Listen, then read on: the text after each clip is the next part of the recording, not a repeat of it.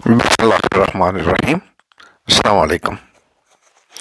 ذرا غور کیجئے، سیدنا ابراہیم علیہ السلام نے دعا مانگی کہ اے پروردگار عالم، میں نے اپنی اولاد کو تیرے گھر کے پاس آباد کیا،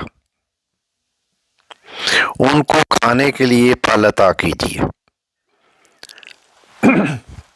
اب عمومی طور پہ پھل درختوں پہ لگتے ہیں۔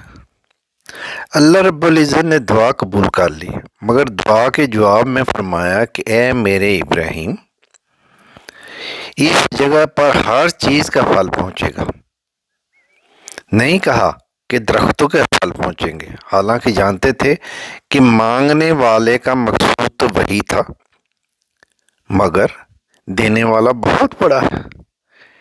میرے خلیل، تم درختوں کے پھل مانگتے ہو، چنانچہ درختوں کے پھل تو ان کے فروٹ یعنی کہ پھل ہوتے ہیں، اور کھیتوں کا پھل ان کے غلہ، سبزیاں، فیکٹریوں کا پھل ان کی پروڈکشن ہوتے ہیں۔ اللہ رب العزت نے آج بیت اللہ کو ایسی جگہ بنا دیا کہ جو چیز جہاں کہیں بھی بن رہی ہے دنیا میں یا پیدا ہو رہی ہے، اللہ دنیا کی ہر چیز کو اپنے گھر میں پہنچا رہا ہے۔ تو مانگنے والے نے تھوڑا مانگا تھا، مگر دینے والے نے زیادہ کیا، دینے والے نے زیادہ دیا، کیونکہ وہ منان ہے۔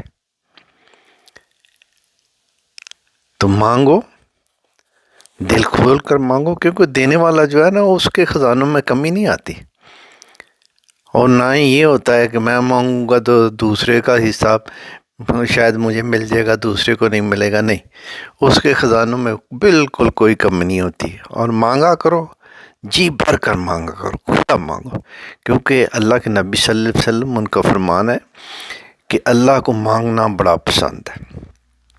اللہ کو اپنے بندے کا مانگنا اللہ سے بڑا پسند ہے۔ تو دعاؤں میں کثرت کیا کرو اور مانگو جتنا بھی مانگ سکتے ہو، کیونکہ دینے والا جو ہے نا، وہ بڑا رحیم ہے، وہ بڑا کریم ہے، وہ بڑا دینے والا ہے، وہ منان ہے۔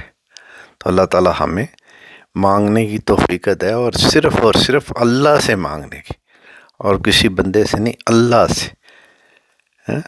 اس یقین کو پکا کرو، اس کو یقین کو بنا لو کہ مانگنا ہے تو صرف اپنے اللہ سے مانگنا ہے، کیونکہ وہی دینے والا ہے، اس کے علاوہ کوئی نہیں دے سکتا۔